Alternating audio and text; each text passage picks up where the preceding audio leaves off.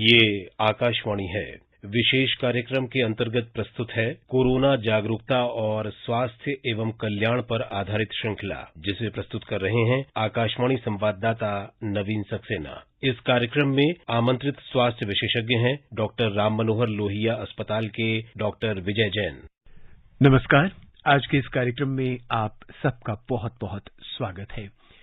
अपने आप को स्वस्थ रखना जीवन की सबसे बड़ी बात है। जो व्यक्ति स्वस्थ है, मन से स्वस्थ है, तन से स्वस्थ है, जीवन में बहुत से काम उसके खुद ब खुद आसान हो जाते हैं। लेकिन अब अपने आप को उसको कैसे स्वस्थ रखना है, ये हम पे डिपेंड करता है। विशेषज्ञों की माने तो आप अपने शरीर को किस तरह से स्वस्थ रख सकते हैं, वो आपको बताते हैं। हमारे इस कार्यक्रम का भी यही उद्देश्य रहता है कि हम आपको वो तमाम जानकारियां आप तक पहुंचा सकें जो आपके जीवन को बेहतर बनाने के लिए, विशेषकर तब जबकि आपका स्वास्थ्य उनसे जुड़ा हो। आज हमारे साथ डॉक्टर विजय जुड़ चुके हैं।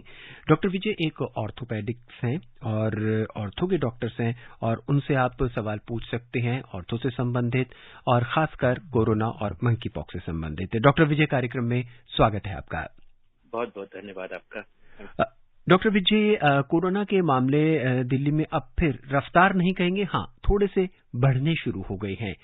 ऐसे में सबसे पहला सवाल यही उठता है कि क्या हमसे फिर वही चूक हो रही है जो हमने पहले देखी थी, या इसका कोई और कारण, कोई और रीजन है?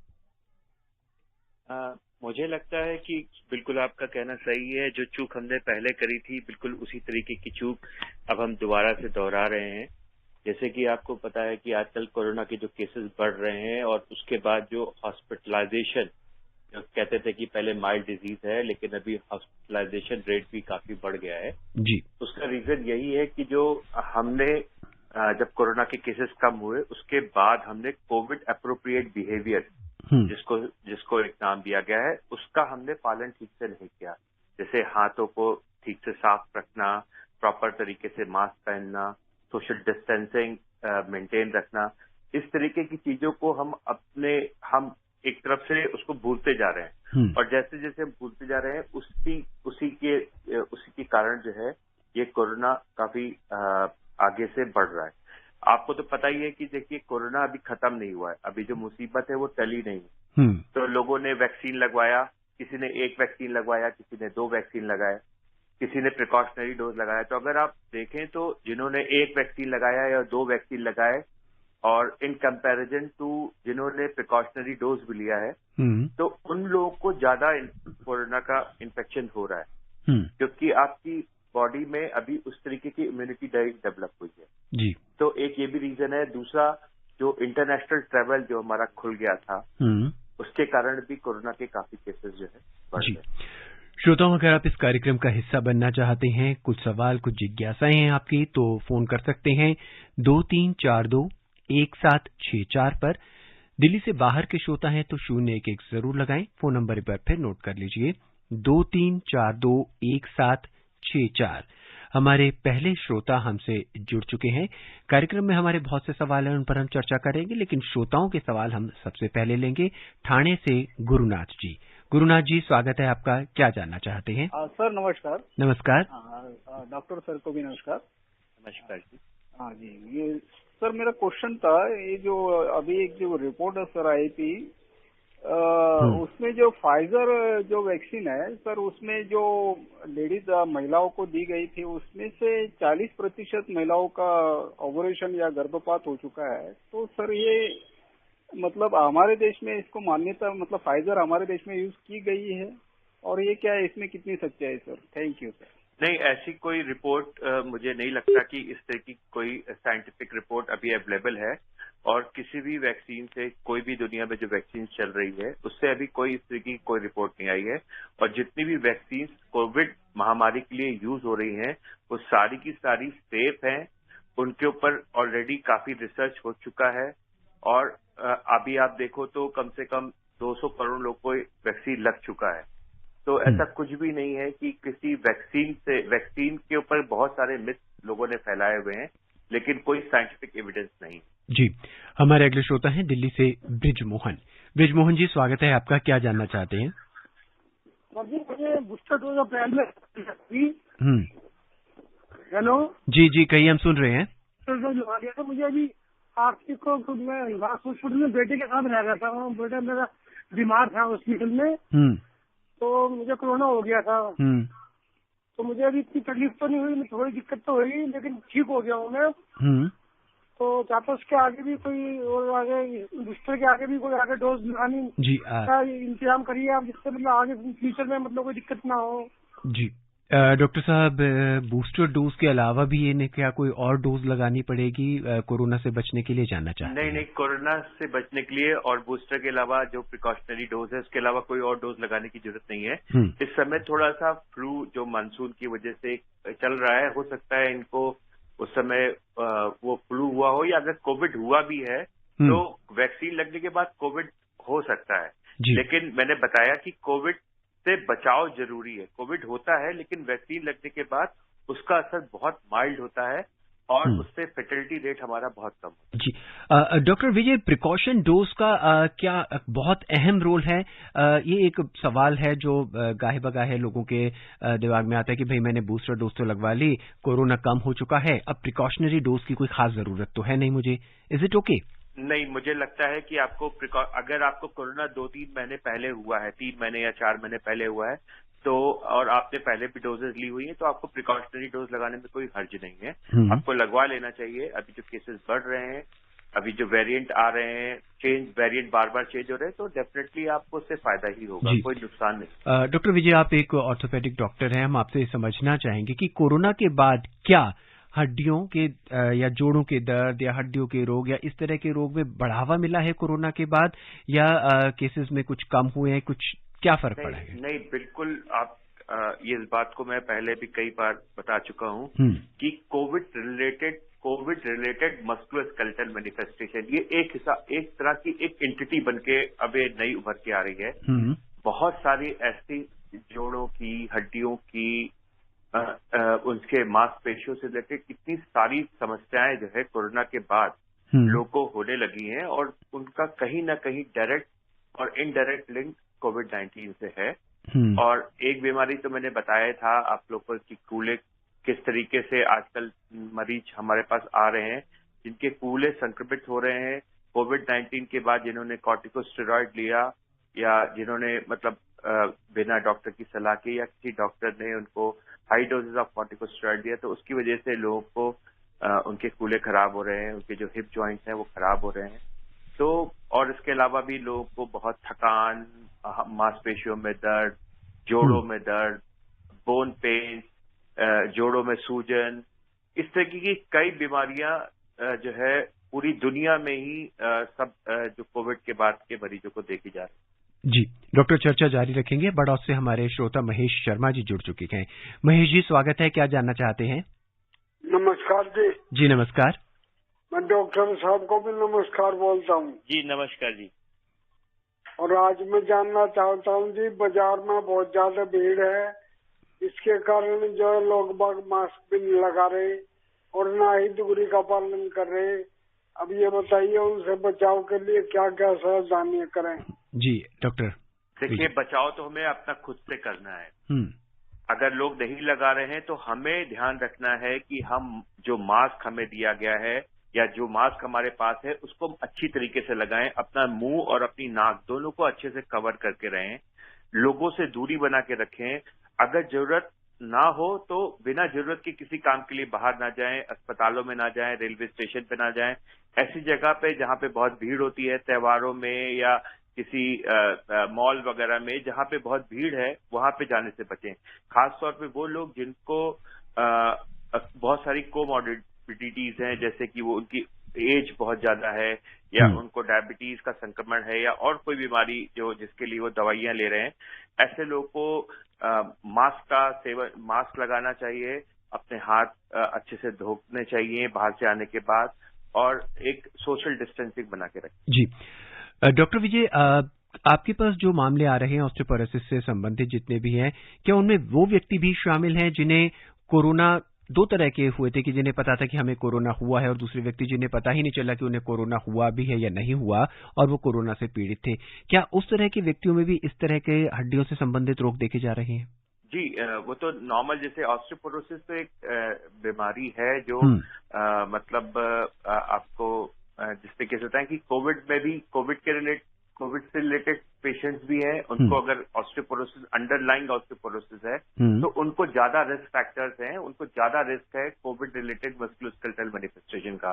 और जो नॉन कोविड है या जिनको नहीं हुआ है, उनको भी ऑस्टियोपोरोसिस जो है, बहुत सारे रिस्क फैक्टर्स ऐसे होते हैं जिसकी वजह से इनको ऑस्टियोपोरोसिस हो जाता है। जी डॉक्टर, किसी व्यक्ति को कैसे पता चलेगा कि उसे ऑस्टियोपोरोसिस है या उसे हड्डियों से संबंधित बीमारी है? क्या जोड़ों से संबंधित बीमारी भी ऑस्टियोपोरोसिस के अंतर्गत आती है? नहीं, जोड़ों से संबंधित बीमारी ऑस्टियोपोरोसिस से नहीं आती है। आप अगर ऑस्टियोपोरोसिस को अगर समझना चाहें तो ऐसे समझे कि ऑस्टियोपोरोसिस में जो हमारी जो हड्डियों का जो मास होता है, बोन मास जिसे हम कहते हैं, वो कम हो जाता है जी। और जो बोन का आर्किटेक्चर है, अगर बोन का अगर हम आर्किटेक्चर देखें तो वो धीरे धीरे खत्म होता है, जिससे बोन्स जो है फ्रेजाइल हो जाती है और टूटने लगती है। तो जो पहला सिम्टम जो बहुत सारे मरीजों को मिलता है कि चलते चलते गिर गए, अब गिर गए तो वो एक ट्रीवेल फॉल हुआ, उसे कहते हैं ट्रीवेल फॉल, कोई फोर्स नहीं था, अपने आप गिर गए। अब ये नहीं पता चलता कि फ्रैक्चर की वजह से गिरे या गिरने की वजह से फ्रैक्चर हुआ है। तो बोन इतनी कमजोर हो जाती है कि हड्डियां टूटने लगती हैं। तो एक तो फ्रैक्चर, दूसरा जैसे आपने देखा होगा जो बुजुर्ग होने लगते हैं उनकी कमर झुकने लगती है, उनकी हाइट कम हो जाती है जी। तो कमर में झुकाव आना, इसको हम काइफोसिस कहते हैं। हाइट का कम हो जाना, कुछ लोगों को सांस की भी दिक्कत होने लगती है, क्योंकि जब कमर झुकने लगती है तो डिस्क के स्पेसेस भी कम होने लगते हैं और जो चेस्ट की कैपेसिटी है वो भी कम हो जाती है। उसकी वजह से सांस लेने में भी दिक्कत हो सकती है और फिर फ्रैक्चर की वजह से लोगों को कमर में दर्द होता है।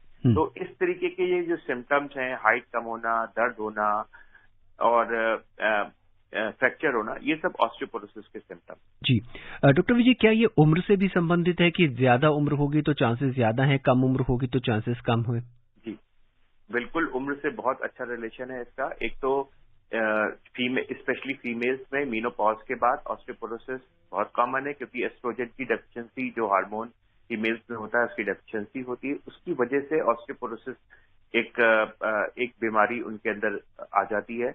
इसके अलावा जैसे जैसे एज बढ़ती है, हमारा न्यूट्रिशनल स्टेटस कम हो जाता है, हम इनएक्टिविटी हमारी बढ़ने लगती है, तो और इनएक्टिविटी या न्यूट्रिशनल स्टेटस कम होने की वजह से हमें ऑस्टियोपोरोसिस के ज्यादा चांसेस। जी, हम महिलाओं की डॉक्टर साहब फिर बात करते हैं। मेनोपॉज के बाद जैसे आपने कहा कि उनमें ऑस्टियोपोरोसिस के चांसेस होने की आशंका ज्यादा है, ऐसे में उन्हें क्या सावधानियां बरतनी चाहिए कि वो इससे अपने आप को भविष्य में बचा सकें? देखिए, सावधानी तो बहुत सारे मॉडिफाइबल रिस्क फैक्टर्स होते हैं। किसी भी ये जरूरी नहीं कि सभी को सब कुछ हो जाए, सारी बीमारियां हो जाए, लेकिन हाँ, एस्ट्रोजन कम होगा तो डेफिनेटली ऑस्टियोपोरोसिस होगी, लेकिन सिम्टम्स नहीं होंगे। तो बहुत सारे मॉडिफाइड रिस्क फैक्टर्स होते हैं जिनको हम उनको हम प्रिवेंट कर सके, जैसे एक्सेस अल्कोहल लेना, स्मोक करना, या फिर डाइट प्रॉपर नहीं लेना, ठीक है ना, इस तरीके की चीजें हैं, या फिर हम इनएक्टिविटी ज्यादा कर रहे हैं, तो ऐसे में ऑस्टियोपोरोसिस होने के ज्यादा चांसेस हैं किसी भी में भी, और ऐसे ही पोस्ट मेनोपॉजल फीमेल्स। डॉक्टर विजय, अक्सर देखा गया है कुछ लोगों के अगर थोड़ा सा भी दर्द होता है, या घुटने में दर्द, कंधे में दर्द, हाथ में दर्द, तो वो विदाउट प्रिस्क्रिप्शन मेडिकेशन शुरू कर देते हैं। क्या इससे भी हड्डियों पर बुरा असर पड़ता है?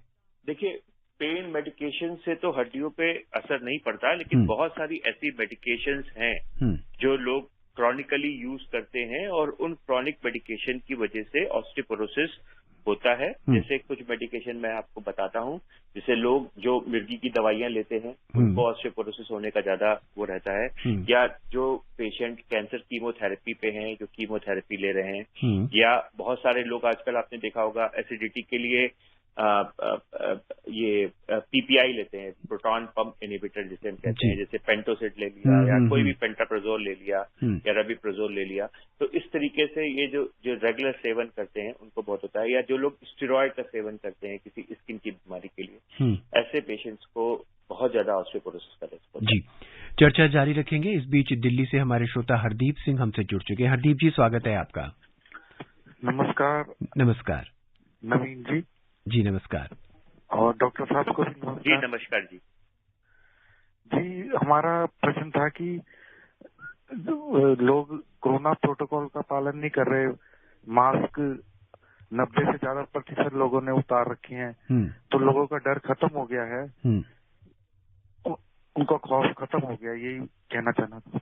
जी डॉक्टर, वही बेसिक सवाल है कि लोग मान के चल रहे हैं कि अब हमने प्रिकॉशनरी डोज ले चुके हैं और हमारे को बूस्टर डोज भी हो चुकी है, तो अब हमें मास्क की जरूरत नहीं है। खासकर पब्लिक प्लेसेस में भी अभी आमतौर पर देखा जा रहा है और शायद इसी के कारण अब रिस्क भी बढ़ रही है, केसेस बढ़ रहे हैं। देखिए मैं बिल्कुल इसके अब विपरीत बात करूंगा। मास्क की बहुत जरूरत है और मैं खुद भी अपनी पर्सनल लाइफ में भी जब मैं ओपीडी वगैरह में बैठता हूँ जहाँ बहुत भीड़ होती है और वहां पे बार बार निकल के ओपीडी के बाहर आके मुझे कहना पड़ता है लोगों से कि मास्क लगाइए, मास्क बहुत जरूरी है, क्योंकि किसी को पता नहीं है। आप भले बहुत यंग हैं और आप बिल्कुल हष्ट-पुष्ट हैं और लेकिन अगर आपको इन्फेक्शन हो भी जाता है, लेकिन जब आप अपने घर जाते हैं, आपके माता पिता हैं, एल्डरली एज के हैं और उनको कोई रिस्क फैक्टर है, तो डेफिनेटली आप अपना जो इन्फेक्शन है वो आप उनको दे रहे हैं और जब आप उनको दे रहे हैं तो वो जो है बहुत ज्यादा प्रोन है मॉर्टेलिटी के लिए।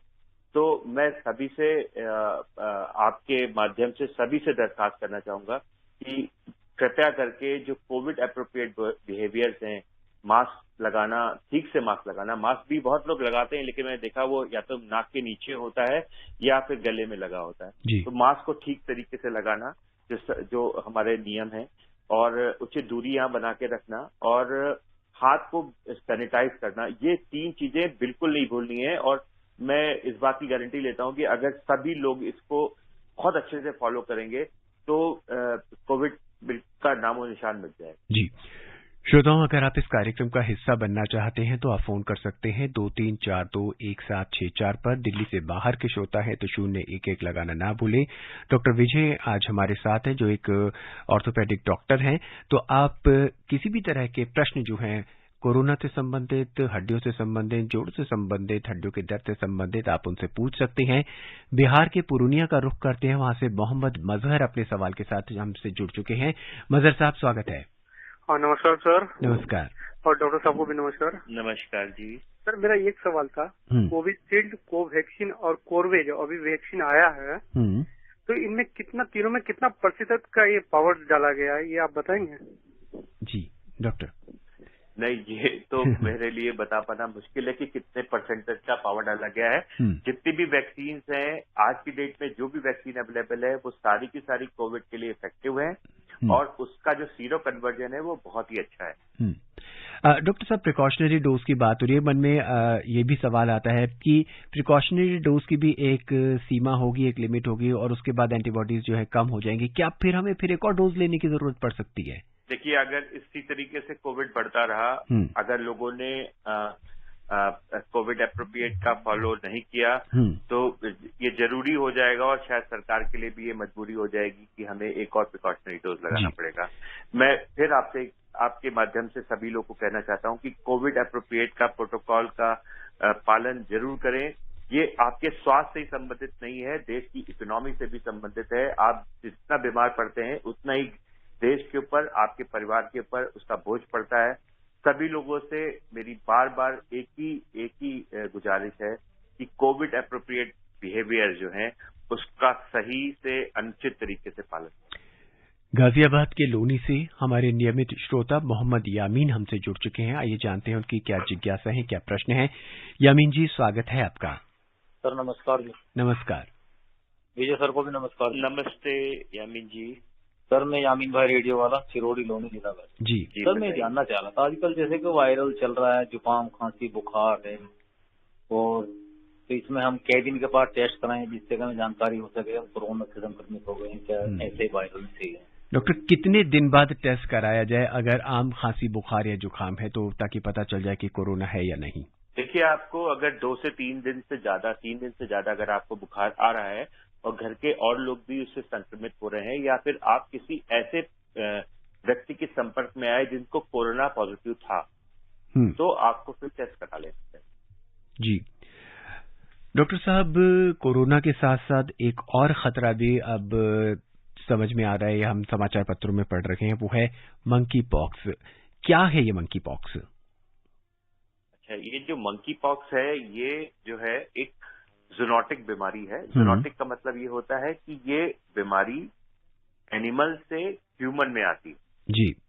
एनिमल से ह्यूमन में ये बीमारी आती है और इस समय करीब 92 देशों में दुनिया के 92 देशों में ये बीमारी है। हमारे देश में, दिल्ली में, हमारी राजधानी में भी करीब 5 केसेस इसके पाए गए हैं। ठीक है, तो ये बीमारी मंकी से मतलब एनिमल से ह्यूमन में आती है, लेकिन ह्यूमन टू ह्यूमन संक्रमण उसके बाद इसका हो जाता है जी। तो बहुत जरूरी है कि ऐसे कोई भी व्यक्ति जो बाहर फॉरेन ट्रेवल करके आए हैं या किसी ऐसे व्यक्ति के संपर्क में आए हैं जिसको फीवर के साथ कोई रैश हुआ हो, तो वो इसकी जानकारी तुरंत अपने अस्पताल में दें या फिर जो भी मंकी पॉक्स के लिए सेंटर अभी सरकार ने निर्धारित किया है वहां पे जाके रिपोर्ट करें। जी, हमारी अगली श्रोता है दिल्ली से मिसेस सीमा। आइए उनका प्रश्न सुनते हैं, क्या वो जानना चाहती है। सीमा जी, कार्यक्रम में स्वागत है आपका। नमस्कार जी, डॉक्टर साहब को भी नमस्ते। जी नमस्कार। हाँ जी, मेरी समस्या ये है कि मेरे लेफ्ट वाले घुटने में 6-7 महीने से लगातार पेन चल रहा है। तो मैंने डॉक्टर को दिखाया तो उन्होंने मुझे डाइस्प्रीन लेने के लिए कहा, तो मैं पिछले 2 महीने से डाइस्प्रीन भी ले रही हूँ, लेकिन वैसा ही दर्द अब मुझे एड़ी में भी फील होने लग गया है और हाथ की छोटी उंगली के पास में भी उसी तरह का दर्द हो रहा है। और ये भी बताना चाहूंगी, मुझे 2 बार कोरोना हो चुका है, क्या इसका कोरोना से कोई रिलेशन हो सकता है? देखिए सीमा जी, ये बताना मुश्किल होगा कि इसका रिलेशन कोविड-19 से है या नहीं है। मैं आपकी उम्र जानना चाहूंगा एक बार। सीमा जी की उम्र 51 वर्ष है। हाँ, तो 51 वर्ष की उम्र में घुटनों का दर्द एक कॉमन प्रॉब्लम है जो आमतया जिसको हम लोग ऑस्टियोआर्थराइटिस भी कहते हैं। हो सकता है कि वो ऑस्टियोआर्थराइटिस नामक बीमारी से पीड़ित हों, जिसके लिए उनके डॉक्टर ने उनको सलाह दी है डायसरेन नाम की दवाई खाने के लिए। मैं सीमा जी से गुजारिश करूंगा कि वो चाहे तो हमारे अस्पताल में आके हमारे जो विशेषज्ञ हैं हड्डी के, उनको भी दिखा सकती हैं आके। और अगर ये कोविड से रिलेटेड बीमारी है तो उसके लिए कुछ खून की जांचें होंगी। अगर वो जांचें निगेटिव आती हैं तो हम इसको कोविड से जोड़ सकते, लिंक कर। डॉक्टर साहब, अगर इन्हें मान लेते हैं या इनके तरह से कोई और पेशेंट है जिन्हें कोविड हुआ हो और उन्हें फिर हड्डियों की बीमारी हुई हो, तो क्या उनके लिए किसी अलग तरह का ट्रीटमेंट की जरूरत होती है या वही ट्रीटमेंट दिया जाता है जो कि ऑस्टियोपोरोसिस के अंदर या हड्डियों की बीमारी में होता है? नहीं, ट्रीटमेंट बिल्कुल सेम होता है। ट्रीटमेंट में कोई खास चेंज नहीं है, लेकिन ये जो बीमारी है ये बहुत क्रॉनिक बीमारी है। ये ट्रीटमेंट से रिफ्रैक्टरी होती है। ठीक है ना, जो वायरल रिलेटेड प्रॉब्लम्स होती हैं, वायरल रिलेटेड आर्थराइटिस होती हैं, वो कई बार ट्रीटमेंट से रिफ्रैक्टरी होती हैं, क्रॉनिक इन्फेक्शन, क्रॉनिक प्रॉब्लम करती हैं। तो हो सकता है कि उस मरीजों को काफी समय तक पेन किलर खाना पड़े या फिजियोथेरेपी करानी पड़े, जिसके अपने खुद के साइड इफेक्ट्स होते हैं। तो मतलब एक व्यक्ति जिसको नॉर्मल घुटने की बीमारी हो रही है, एक को कोविड के बाद घुटने की बीमारी हो रही है, डेफिनेटली उन दोनों में थोड़ा बहुत तो फर्क होगा ही। जी, लखनऊ का रुख करते हैं। मोहम्मद आरिफ जी का प्रश्न, उनकी जिज्ञासा सुनते हैं। आरिफ जी, स्वागत है, क्या जानना चाहते हैं? जी सर, नमस्कार। नमस्कार सर, मेरा एक छोटा सा ये सवाल है, जैसे दोनों टीके लगवाने के बाद किसी मतलब अच्छे व्यक्ति के अंदर कोई प्रॉब्लम ना हो और टीके भी दोनों लगे हों और उसको सर्दी जुकाम ऐसा कुछ प्रॉब्लम होता है, तो क्या ये कोविड के लक्षण हो सकते हैं? डॉक्टर विजय, देखिए, टीके लगने से, मैंने बताया ना कि टीके लगने से ये नहीं है कि आपको कोविड नहीं होगा। टीके लगने के बाद भी आपको कोविड हो सकता है, लेकिन उसकी जो उसकी सीवियरिटी होगी वो बहुत ही कम होगी। उसकी सीवियरिटी कम होगी और मानसून के समय कोई भी वायरल इन्फेक्शन आपको हो सकता है जी। तो उस वायरल इन्फेक्शन के लिए अलग से फ्लू शॉट्स आते हैं। आपने तो कोविड से रिलेटेड आपने फ्लू शॉट लिया है, तो कोई जरूरी नहीं है कि आपको उससे भी आपको इम्यूनिटी डेवलप हो गई। जी, डॉक्टर साहब, हम वापस मंकी पॉक्स पे चलते हैं। हम वहां पे चर्चा कर रहे थे, इस बीच हमारे श्रोता हमसे जुड़ेंगे। क्या मंकी पॉक्स के पेशेंट्स को भी आइसोलेशन की जरूरत पड़ती है क्या? बिल्कुल, मंकी पॉक्स के जो पेशेंट्स होते हैं उसमें जो स्किन रैश होते हैं या उनके जो सिरप, उनके जो बॉडी सिक्रीशंस हैं, बॉडी फ्लूइड्स हैं, उससे human to human transfer monkeypox का होता है और ये प्रूवन।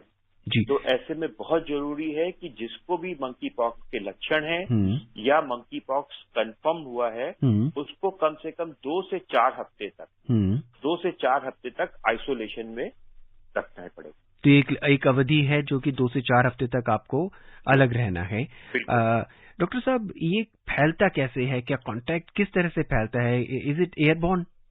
देखिए, कांटेक्ट तो ये है कि एनिमल से ह्यूमन में तो आ गया, लेकिन ह्यूमन से ह्यूमन में आने में जैसे बॉडी सिक्रीशन है, उसके बॉडी फ्लूइड्स हैं, उसका पसीना जैसे है या यूरिन है, इसके अलावा जो शारीरिक संबंध है उसकी वजह से, और जो रेस्पिरेटरी ड्रॉपलेट्स होते हैं, खांसने और छींकने से जो रेस्पिरेटरी ड्रॉपलेट्स निकलते हैं, उससे जो है ये ट्रांसमिशन ह्यूमन टू ह्यूमन में हो जाता है। जी।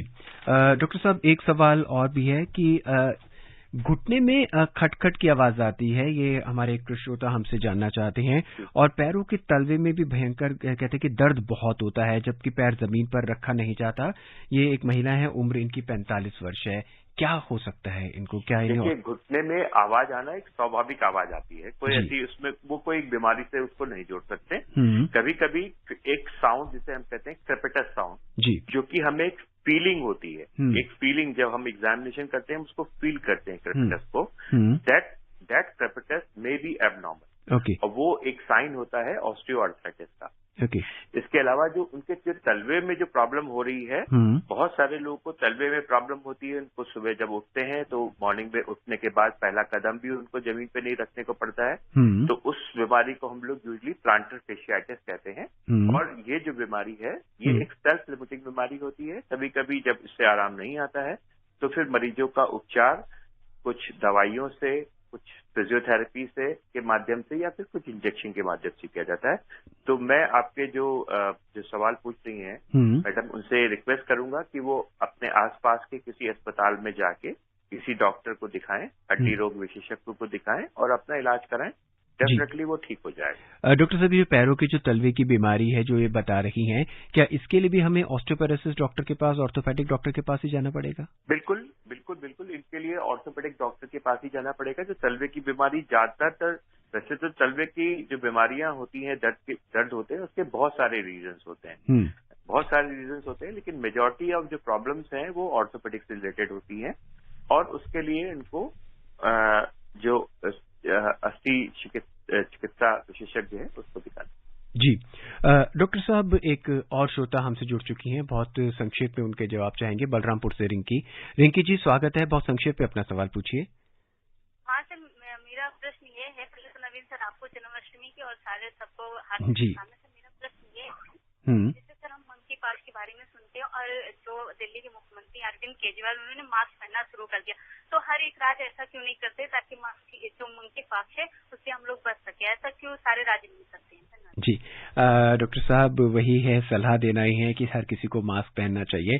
कार्यक्रम के हम उस पड़ाव पे यहाँ पहुंचे हैं डॉक्टर, जब हम आपसे चाहेंगे कि आप क्या संदेश देना चाहेंगे हमारे सुनने वालों को, ताकि वो मंकी पॉक्स और कोरोना जैसी बीमारियों से अपने आप को भविष्य के लिए भी बचा के रख सकें। देखिए नवीन जी, मैं सारे श्रोताओं से यही कहना चाहूंगा कि जो मंकी पॉक्स है और कोविड-19, ये दोनों ही रेस्पिरेटरी सिक्रीशन से लोगों के अंदर ट्रांसफर होता है। तो जो कोविड एप्रोप्रिएट बिहेवियर है, जैसे सोशल डिस्टेंसिंग, मास्क और सैनिटाइजेशन, इन तीनों का बिल्कुल उचित तरीके से उपयोग करें, रेगुलर उपयोग करें। मास्क को ठीक तरीके से लगाएं। मास्क सबके पास होता है, जब किसी से पूछो कि मास्क लगाओ तो तुरंत जेब से निकाल के लोग पहन लेते हैं। मास्क सबके पास है। मैं कहना चाहता हूं कि मास्क को पहने, मास्क को उचित तरीके से लगाएं, उसको गले या सर पे ना रखें, नाक को पूरी तरीके से ढक के रखें। जहां पे भी आप जिस जगह पे भी जाते हैं जहां बहुत ज्यादा भीड़ है, वहां पे उचित दूरी यहाँ बना के रखें। अगर आपने वैक्सीनेशन आपका हो गया है, अगर आपके पहले दूसरी डोज लग चुकी है तो बूस्टर डोज लगाएं। अगर पहले दूसरी डोज भी हो गई है, बूस्टर भी हो गई, तो प्रिकॉशनरी डोज का को जरूर लगवाएं। धन्यवाद डॉक्टर, हमसे जुड़ने के लिए आपका बहुत बहुत शुक्रिया। बहुत बहुत धन्यवाद अमित। अभी आप सुन रहे थे कोरोना जागरूकता और स्वास्थ्य एवं कल्याण पर आधारित श्रृंखला, जिसे प्रस्तुत कर रहे थे आकाशवाणी संवाददाता नवीन सक्सेना। इस कार्यक्रम में आमंत्रित स्वास्थ्य विशेषज्ञ थे डॉक्टर राम मनोहर लोहिया अस्पताल के डॉक्टर विजय जैन।